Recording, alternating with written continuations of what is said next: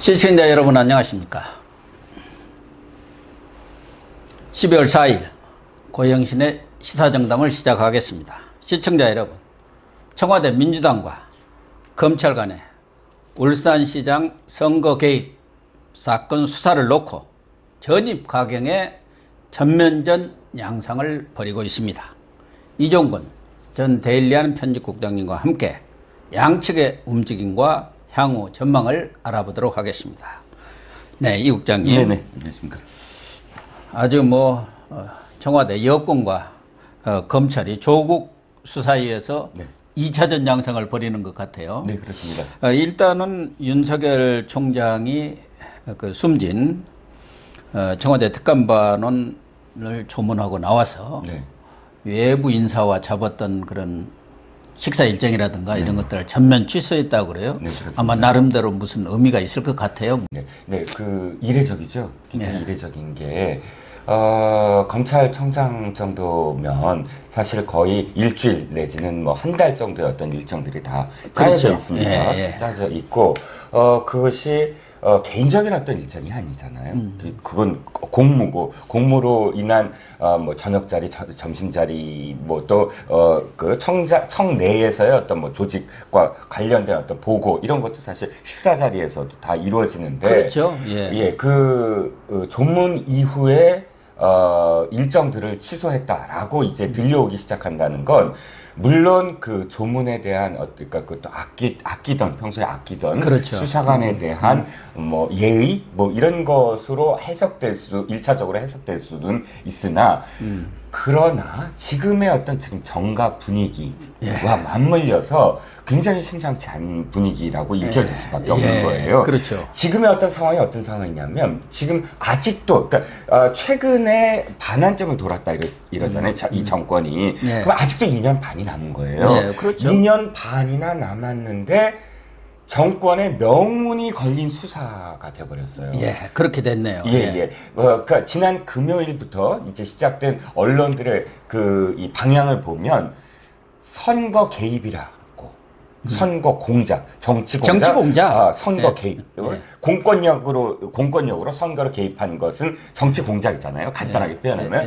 정치 공작으로 이 방향이 설정이 돼버리면 이 정권은 아무리 선출된 정권이지만 그 도덕성이 거의 그냥 땅에 바닥에 떨어지거든요. 그렇죠. 그러니까 치명상이죠. 유지되더라도 거의 레임덕은 이 2년 동안 거의 아무것도 못하는 그런 정권이 돼버리고 자칫 식물 정권으로 전락할 수도 있죠. 네네. 그런데 그것이 검찰 수사의 이 앞으로의 어떤 전개 과정에 따라 미칠 영향이 그렇게 심대하기 때문에 또 윤 청장으로서는 자신한테 닥쳐올 시련 그리고 자신이 검찰을 조직을 어떻게 지금 주도할 것인가 이런 모든 것들에 대한 심경의 표현이 아니겠느냐 이렇게 읽힐 수밖에 없는 거죠.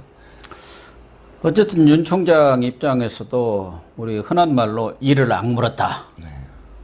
특히 이번 사건이 정치 공작 그런 선거 개입 사건으로 이렇게 밝혀진다면은 윤 총장이 평소에도 이야기했던 것처럼 이런 것은 민주주의 근간을 흔드는 국기 문란 사건 이런 것에 대해서는 단호히 뿌리 뽑아야 한다는 입장을 갖고 있기 때문에 앞으로 그 수사 방향이 윤 총장의 외부 인사 그런 약속 취소에 드러난 거 아니냐 이렇게 봐야겠죠. 네네. 결과적으로 검찰의 지금 분위기를 잘 아는 법조계 인사와 제가 이제 취재를 좀 해본 결과 한동훈 반부패 부장이 거의 칼을 빼들었다. 검찰 내에서는 그렇게 표현하고 있습니다. 무슨 얘기냐면 정권이다 또는 야당이다 이게 중요한 것이 아니라 이것은 문제가 있다. 그럼 이 문제는 도려내고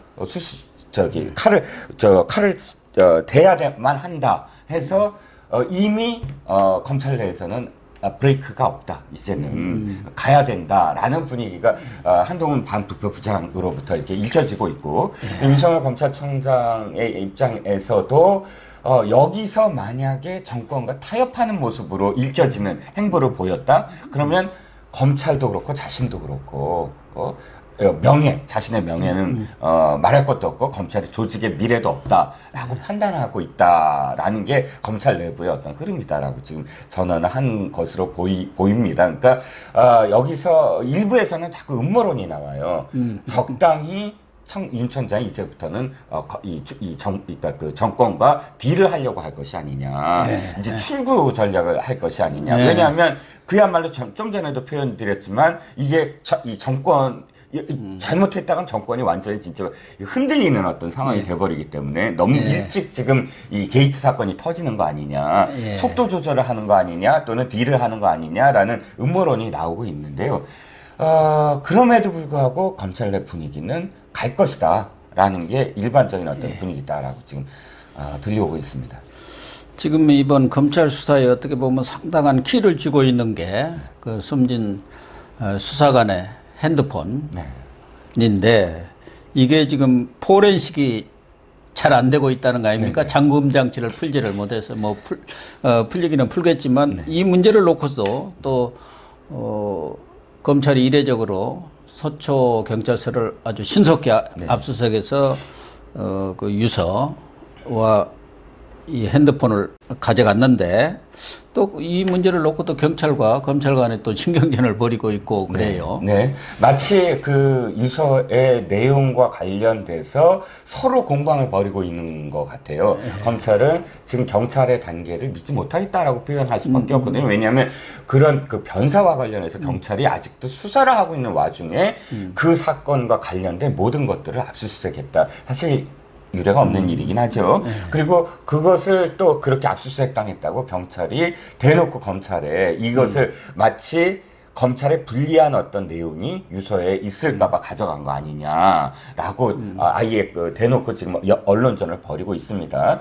중요한 건 어느 쪽 편을 들어서 지금 평론을 할 게 아니라 그렇죠. 이제 곧 드러날 것이다라고 밖에 말씀을 드릴 수가 없어요. 왜냐하면 이건 서로 이것을 숨기거나 혹은 이렇게 진짜 오염시킬 수가 없는 부분이거든요. 그렇죠. 그리고 포렌식을 하면 다 나오는데요, 뭐. 일단 검찰 측 입장에서는 상당 부분 증언을 갖고 있다는 거예요. 어떤 증언이냐면 청와대 내의 반부패 비서실 행정관이나 혹은 수사관들의 일단 어떤 상황인지에 대한 그러니까 당시에 백원우 별동대라고 보통 호칭되는 백원우 밑에서의 그 A 수사관, 이번에 고인이 된 A 수사관과 B 수사관, 검찰 쪽 또 경찰 쪽 이 두 사람이 어떻게 이 개입을 해왔고 어떤 일들을 해왔다는 그런 증언들을 토대로 차곡차곡 쌓아왔던 상황 속에서 부르려고 한 거 아니에요? 소환 날짜 당일이었죠. 그러면 소환이라는 건 교수님 잘 아시겠지만 상당히 많은 부분들에 대한 정황을 갖고 있어야만 가능한 거죠. 그렇죠. 물어볼 게 완벽하니까. 그러니까 검찰로서는 이 죽음이 마치 지금 민주당이나 혹은 청와대에서 표현하듯이 강압수사냐라는 것도 검찰이 사실 그 증명을 하려면 스스로 증거를 갖고 있어야만 되는 게 아니냐라는 생각도 있을 겁니다. 그래서 포렌식은 지금 유례 없이 사실 이것도 어렵다라는 보도가 나왔어요.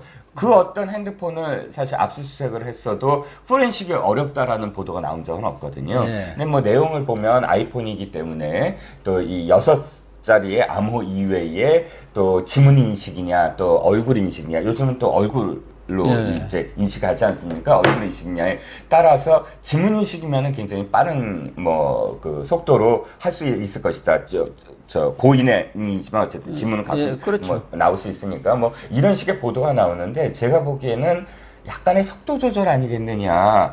아이폰이든 갤럭시든 간에 검찰이 포렌식이 불가능한 적은 저는 없었다고 생각을 합니다. 시간이 좀 더 걸릴 뿐이지. 근데 이제 보도에 의하면 난항을 겪고 있다, 이렇게 좀 표현을 해서 너무 이 IT 쪽에서는 너무 과한 표현 아니냐. 그러니까 시간이 좀 걸린다 뭐 이런 정도로 표현하면은 이해가 가겠는데, 그래서 어떤 또 의도가 있는 게 아니야, 속도 조절이라든지 너무 지금 과열되고 있는 그런 있으니까 측면은 있죠.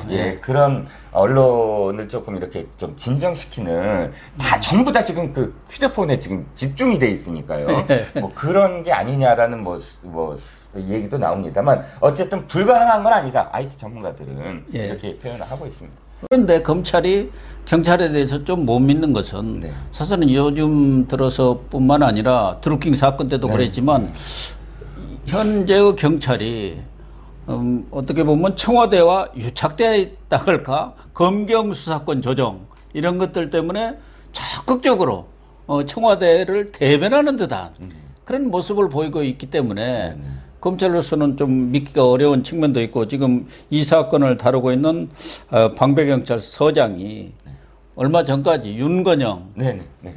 청와대 국정상황실장. 국정상황실장 예. 밑에서 일을 했기 때문에 청와대 더 경비대에서. 믿기가 좀 어렵다. 뭐 이런 인식도 하고 있는 것 같아요. 네, 그렇습니다. 사실 이제 검경이 이렇게 충돌하는 어떤 지점 이유는 옛날부터 있어 왔지만 이 정부 들어서 어쨌든 이 정부가 굉장히 검경 수사권 독립과 함께 경찰 편을 많이 들어줬거든요. 그거를 뭐 팍팍 밀어주고 있는 거죠. 그렇기 때문에 경찰 입장에서는 검찰의 잘못된 부분을 조금이라도 더 부각해서 언론에 선전전을 해왔고 지금까지 그런 점에서 아마도 검찰로서는 자신의 명예와 또 이렇게 지금 집권 여당에서 비판하는 대목에서 어느 정도 또 거리를 두려면 객관적인 어떤 상황을 유지하려면 무리수를 둬서라도 이렇게 압수수색을 할 수밖에 없었다라고 이제 판단이 됩니다. 그런데 한 가지 아까도 말씀드렸지만 포렌식에 걸쳐서 이 휴대폰에서 나올 수 있는 증거 중에 하나가 이거예요. 어느 쪽이 전화 걸었느냐예요. 제가 보기에는 뭐냐면 이 경찰과 청와대 민주당 쪽에서는 검찰이 강압 수사를 했다.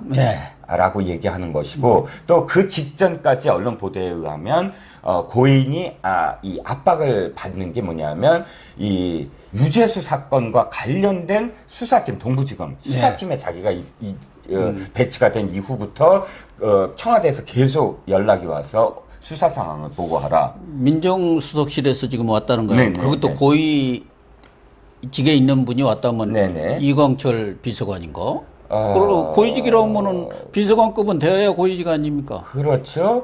행정관은 고위직이라고는 하지 않겠죠. 뭐 선임 행정관 정도는 돼야 할 텐데. 국장급, 그렇죠. 그런데 선임 행정관도 사실 고위직이라고는 표현 안 하죠. 그런데 한 가지만 제가 말씀을 드리면 그러니까 경찰 측에서는 이거잖아요. 검찰이 강압 수사를 했다. 그러니까 그 집권 여당 측에 검찰이 강압 수사를 했다라는 건데 한 가지 말씀드리면 이거예요. 참. 강압 수사라는 게 이겁니다. 그러니까 이 고인이 극단적인 선택을 한 이유가 별건 수사 뭐 이런 식으로 해서 압박을 넣었다라는 건데 이 고인은 한 번 지금 중앙지검에 불려가지 않았어요. 불려가기 직전이었어요. 아니 그러니까 압박을 하려면은 뭘 불러다가 무슨 압박을 해야 하는데 아직 오지도 않았는데 무슨 압박이에요. 그렇죠. 말씀하셨듯이 전화에 예를 들어서 와라라는 전화는 할 수 있어요. 근데 전화로 꼬치꼬치 지금 뭐 너 뭘 털었어, 너 무슨 내용이 있지 이렇게 되면 다 방어하고 갈 거잖아요. 그러니까 압박 수사를 당하는 사람은 당연히 소환된 이후부터 압박 수사가 들어오는 거지. 소환도 안 되었는데 압박 수사를 했다. 그러니까 이 핸드폰에서는 나타나질 않는다는 거예요. 압박 수사의 내용이 불가능하죠. 검찰에서 오라는 내용은 있을 수 있어도. 근데 청와대에서 전화를 걸었다. 그건 압박 아닙니까? 그건 압박이죠. 왜? 청와대 직원도 아니잖아요. 이제 검찰 있잖아요. 그럼 정보 내놓으라고 하면 중립을 지켜야 되잖아요. 특히나 유죄수 사건은 청와대가 지금 개입된 의혹이 있잖아요. 그런데 또 어느 쪽에서 전화를 많이 했는지 기록만 있어도 그렇죠. 거 아니겠습니까? 그래서 일각에서는 그 특감반원이 자살을 한 게 아니라 자살을 당했다. 뭐 야당에서는 그런 주장을 하고 있지 않습니까? 어쨌든 지금 청와대에서는 뭐 우리 속담에 도둑이 재발 저린다고 하나요? 뭐 꼭 그런 것은 아니겠지만 어쨌든 검찰에 대해서 이례적으로 강공을 퍼붓고 있어요. 그래서 그저께도 뭐 대변인이 권민정 여러 차례 뭐 서면 브리핑을 했지만 어제도 보니까 유서에도 있지 않은 내용으로 거짓으로 막 이렇게 언론한테 언론 플레이를 하고 있다, 흘리고 있다. 피의사실 공포 금지가 법이 12월 1일부터 이렇게 시행되고 있는 것을 명심하라 하면서 검찰한테 막 지금 경고를 하고 있지 않습니까? 그러니까 검찰을 지금 어떻게 보면은 청와대가 강하게 수사하는 검찰을 압박하고 있는 그런 상황 아닙니까? 그런데 정말 저는 이해할 수가 없어요. 왜 이해할 수가 없냐면 교수님 이런 청와대와 연루된 사건이 있을 때 역대 어떠한 정부의 뭐 진보 정권의 대통령도 마찬가지예요. 김대중 대통령, 노무현 그렇죠. 대통령 다 측근이라든지 혹은 청와대와 연루된 사건이 벌어지면 대통령이 해야 되는 어떤 늘 해오셨던 이 입장이 어떤 입장이면 검찰로 하여금 철저히 수사하라. 예요. 그리고 개입을 안 했죠. 네, 개입을 아예 안 했죠. 고민정 대변인이 지금 서면 브리핑을 하면서 하는 행동을 보세요. 청와대에 있는 행정관, 지금 살아있는 B 행정관이 으로 하여금 자체 조사를 해서 셀프 조사를 한 거 아닙니까? 보고서를 그것도 경찰 출신이에요. 경찰 출신이고 그리고 하나씩 고인과 어떤 대화를 나눴고 고인이 어떤 심경이고 이 내용 자체가 어떤 의미에서는 역으로 하나의 피의사실 공표나 마찬가지예요. 그렇죠. 왜냐하면 피의사실 공표라는 게 다른 의미가 아니라 그러네요. 이 혐의에 대한 어떤 법적 취지를 한번 얘기해 보자고요. 어떤 상황이 수사가 완결되지 않은 상황 속에서 이 수사 과정 속에서의 당사자들의 증언들을 또는 증언이라든지 수사 과정들을 공표함으로써 어떤 방향으로 몰아간다는 거예요. 여론을. 자, 그렇다면 지금 청와대가 검찰도 아니면서 마치 하는 행동이 꼭 검찰이 피의사실 공표하는 것과 똑같은 행동을 보여주고 있는 거예요. 검찰에서 수사를 하는데 청와대에서 자기들이 자체 수사해가지고 그걸 지금 막 공표하고 있는 거 아닙니까? 그래서 검찰이 잘못됐다라고 표현한다면 검찰 수사가 이쪽이 완전히 하나의 또 공수처 같아요. 지금 어떤 의미에서 공수처 같이 검찰 수사 못 믿으니까 우리가 알아서 이렇게 했으니까 이건 믿어라. 이게 가능한 얘기인가요? 그리고 언론한테도 언론 탓을 하지 않습니까? 과도한 억측 뭐 이런 거 해가지고 기사 써가지고 이렇게 피의자를 극단으로 몰았다는 식으로 지금 언론 탓까지 하고 있어요. 네, 그래서 지금 거의 저는 이게 어떠한 역대 정부에서도 보지 못한 청와대의 행동이다. 행태다. 이건 있을 수가 없는 일이죠. 그러니까 청와대만 그러면 괜찮은데 지금 민주당까지 그러니까 여권이 총동원되는 그런 양상에 지난번 조국 사건처럼 조국 시즌2가 지금 벌어지고 있는데 그렇죠. 민주당에서는 더 가관 아닙니까? 무슨 악마의 손? 뭐 이런 얘기까지 나왔다는 거 아닙니까? 자, 이 말을 딱 들은 순간 악마의 손이라는 건 저는 이 대자적이에요. 그러니까 악마의 손의 반대는 천사의 손이잖아요. 그러니까. 무슨 말씀을 드리냐면 이건 선악구도예요. 정치는 선악구도가 아니거든요. 그러니까 윤석열 종교가 아니거든요. 지금 윤석열 총장한테 그렇게 얘기를 한 거 아니에요? 마치 악마의 손처럼 지금 우리를 압박하고 수사를 하고 있다. 그 얘기가 윤석열이 악마라는 얘기인데 어떤 의미에서는 자 민주당이 윤석열을 천사라고 부른 적이 있어요. 맞아요. 언제요? 저 박근혜 특검 때 박근혜 특검 때 아주 혁혁한 공을 세웠어요. 아주 집요하게 사실 탁탁 털었어요. 청와대도 탁탁 털고 하면서 수사를 했을 때 극찬을 했습니다. 아니 지난번 총장 지명했을 때도 한국당은 반대했는데 민주당만 아주 최고의 검사라고 그렇게 극찬을 했잖아요. 예. 자 그러면 결론적으로는 저는 이렇게 생각이 들어요. 그러니까 상대 쪽을 압박하고 수사하고 탁탁 털고 감옥에 집어넣으면 천사의 손이고 우리 쪽을 탁탁 털고 집어넣으면 악마의 손이다. 즉 잣대는 그렇잖아요. 그러니까 이 악마라는 것, 선악이라는 것 이런 것이 얼마나 이분법적이고 내로남불이고 자의적이냐라고 밖에 할 수 없는 거죠. 그러니까 거기에 지금 황운하 현재는 대전경찰청장이고 이 울산 선거 수사를 지휘를 한 사람이죠. 울산 당시 경찰청장으로. 이분이 요새 지금 여러 친여매 철학을까? 여러 데 나와서 지금 막 얘기를 하고 있는데 가만히 들어보면 어떻게 보면 황당무계하다 할까? 저분이 왜 저렇게까지 얘기를 하나 하는 생각도 드는데 우선 오늘 아침 중앙일보의 보도를 보면은 그 황운하 청장이 울산경찰청장으로 내려와서 기존 수사팀을 싹 바꿔버리고 자기 사람으로 새 수사팀을 구성했는데 그 수사팀장이 성모경이라는 거 아닙니까? 네네. 그 사람이 그 고발한 업자하고 뭐 수백 차례 이렇게 통화를 했다는 거예요. 네네. 그러니까 고발한 업자하고 아주 유착 관계에 있었다는 얘기 아닙니까? 네, 그렇습니다. 이 사건은 어떤 사건이냐면 김경우선 시장과 관련돼서 첩보가 들어왔는데 일단 황운하 청장은 보도에 의하면 언론 보도에 의하면 이미 그 사건을 알고 있었다. 알고 내려갔다. 예, 그렇게 얘기해요. 라는 어떤 보도가 나오고 있고 또 내려가서 이 기존의 어떤 수사팀의 어떤 보고를 받았는데 기존의 수사팀은 이게 사실은 수사할 거리가 안 된다. 안 됩니다. 그랬다는 거. 라고 이제 얘기를 했고 황운하 청장 지금 방송에 나와서 무슨 얘기를 했냐면 그 수사팀 왜 교체했느냐라고 물어봤더니 허위 보고를 했다. 네.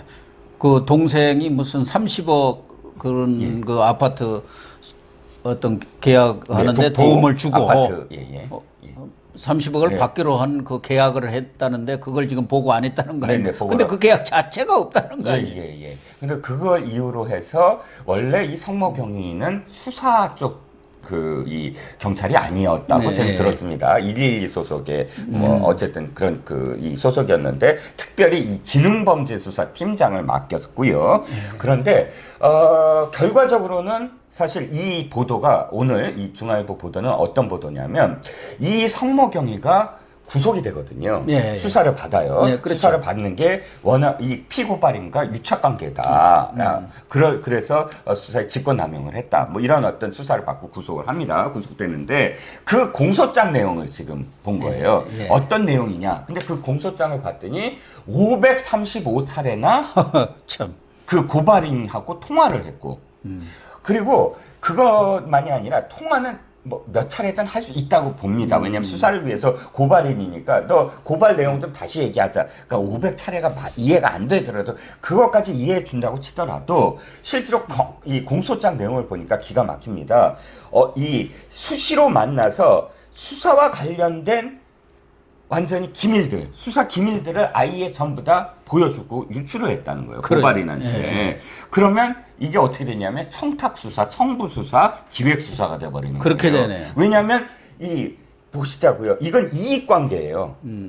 이 사람은 B라는 사람은 건설업자고 이 사건 자체는 이 건설업에 관련돼서 레몬콘 업체들과 이 건설과 관련돼서 특정 업체를 배제했기 때문에 직권남용이다. 비서실장의 혐의는 그렇거든요. 예. 그러면 이 사람도 사실은 이익의 당사자이기 때문에 당사자였죠. 이 제3의 인물이 아니에요. 그러면 이 이익의 당사자에게 이쪽 이익과 관련된 부분과 관련돼서 뭔가를 보여줬다면 이 사람의 이익에 도움이 되는 부분이잖아요. 예.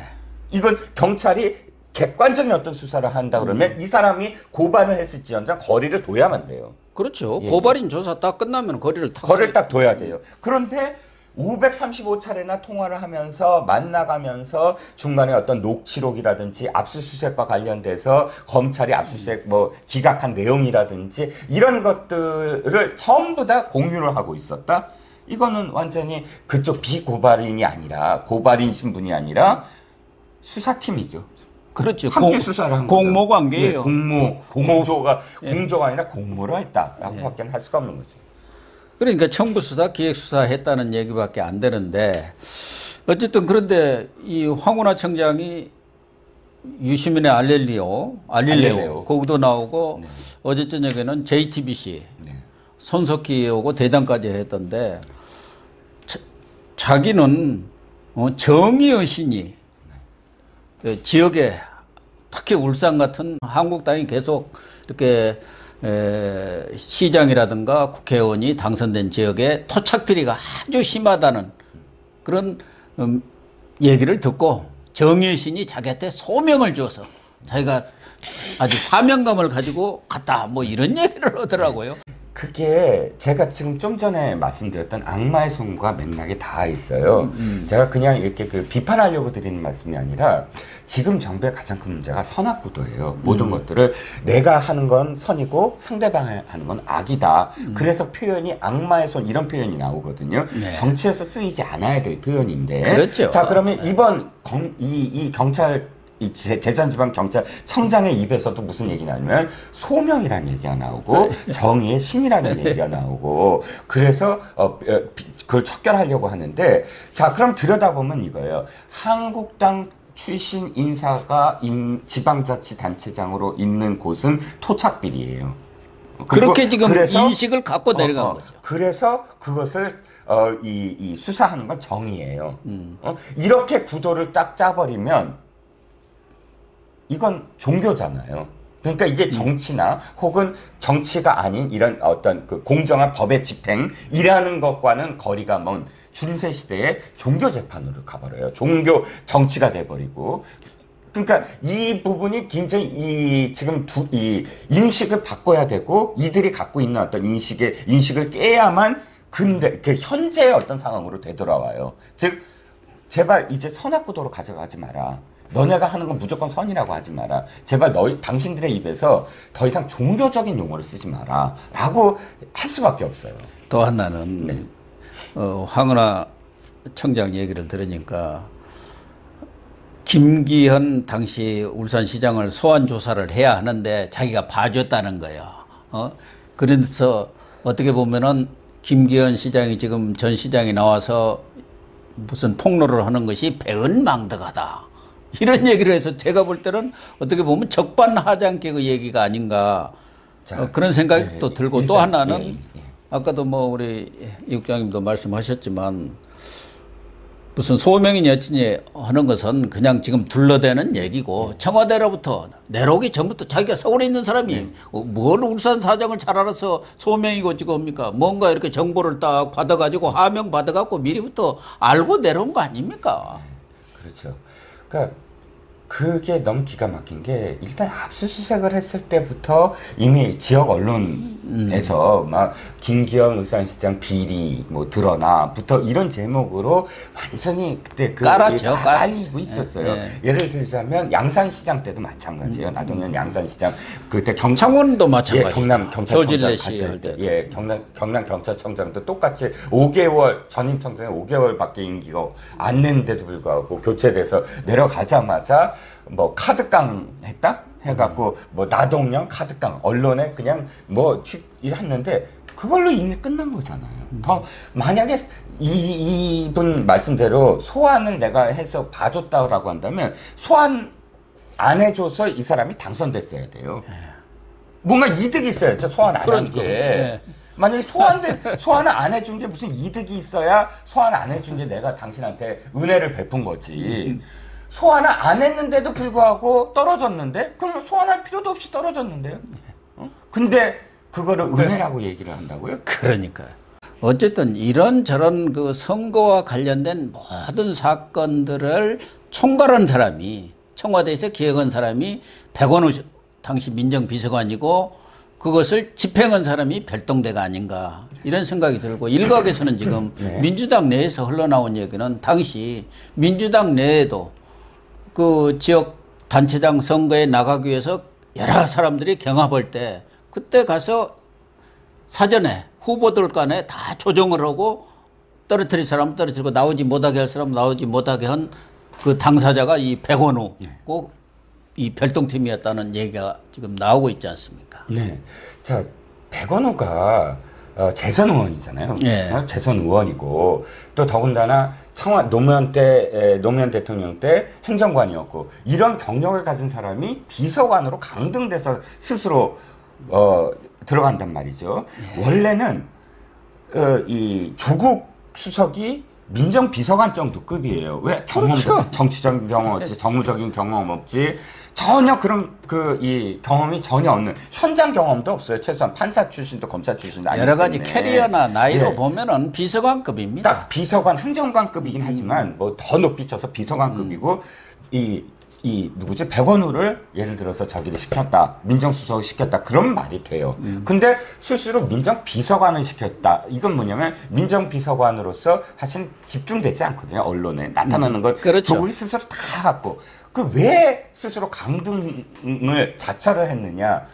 거기에 지금 드러나고 있는 것들. 이게 처음에는 이제 그 김기현 울산시장만 기사가 났습니다. 그 다음에 봤더니 비슷하게 경남경찰청장도 교체되면서 산하에 있는 양산시장이라든지 창원시장 수사가 들어갔습니다. 그러고 봤더니 서초구청장 수사도 했다는 말입니다. 그러면 전방위로 사실 그때는 이제 그건 부울경 때문이다라고 생각을 했는데 그게 아니라 이 전방위로 이 한국당 이 지자체 장들을 지금 수사한 거 아니냐 했다가 지금 또 다시 더 확산되고 있는 건 그 전에 앞서서 지자체 선거에 있어서의 경선 과정들, 그러니까 민주당 내에 후보를 조정하는 과정 속에서 백원우 비서관이 개입한 게 아니냐. 몇몇 어떤 그런 그 흐름들이 지금 보이고 있다. 그러니까 이것이 굉장히 전방위로, 그러니까 민정비서관에 들어간 이유 자체가 지방선거의 그 어떤 기획을, 그러니까 총괄 기획을 한 거 아니냐. 예. 뭐 이렇게 지금 표현될 수밖에 없는 거죠. 저는 지금 문재인 대통령이 유재수 사건이나 뭐 울산 사건에 대해서는 적어도 수석 보좌관 회의 같은 데서는 그래도 한마디 할 것으로 예상을 했는데 일체 침묵을 지키고 있어서 이 침묵 의미가 뭘까? 윤석열 총장의 어떤 거취 문제까지도 포함된 침묵이 아닌가 하는 의구심이랄까? 네. 뭐 걱정이랄까? 이런 건 생각까지 저는 좀 들더라고요. 그러니까 거취든 아니면 뭐 속도 조절을 하라 아니면 방향을 틀어라든 검찰에 대한 메시지인 건 맞다. 라는 거죠. 왜냐하면 지난 주말에 그렇게 정말 경천 동지의 사건이잖아요. 이제 조국 수사에서 백원우 수사로 지금 전환됐고 검찰의 선거 개입, 아까 그 공권력으로 선거 개입을 한 상황까지 드러나고 있는데 사흘 동안 휴가 갔다 나와서 또 사람까지 죽었는데도 책 얘기를 그러니까 도올책 얘기를 하고 전혀 별개의 어떤 상황으로 가져가고 마치 있다. 무슨 태평성대나 되는 것처럼 예, 얘기를 예. 하고 있어요. 그게 딴소리를 하고 있기 때문에 예, 예. 저 꿍꿍이 속이 뭘까 이게 다 궁금하지. 근데 첫 번째는 어쨌든 메시지라고 저도 생각을 합니다. 검찰에 대한 메시지 어떻게 할 거냐, 응? 상황을 지켜보고 있다. 뭐 이런 정도고 또 여기서 말을 하다가는 김태우 얘기가 또 나와요. 김태우 때 이 문재인 대통령이 이렇게 얘기했잖아요. 그건 김태우 수사관이 스스로 비리를 저질렀기 때문이다. 예. 근데 지금 상황에서는 김태우 수사관이 이야기한 것들이 거의 다 들어맞고 있고 그러니까. 사실상 자기가 무슨 얘기를 하면 자기 얘기를 뒤집어야 되는 어떤 상황도 있고요. 그러니까 여러 가지 어떤 상황들이 지금 겹쳐서 이런 침묵으로 오고 있지 않나 싶습니다. 네, 시청자 여러분.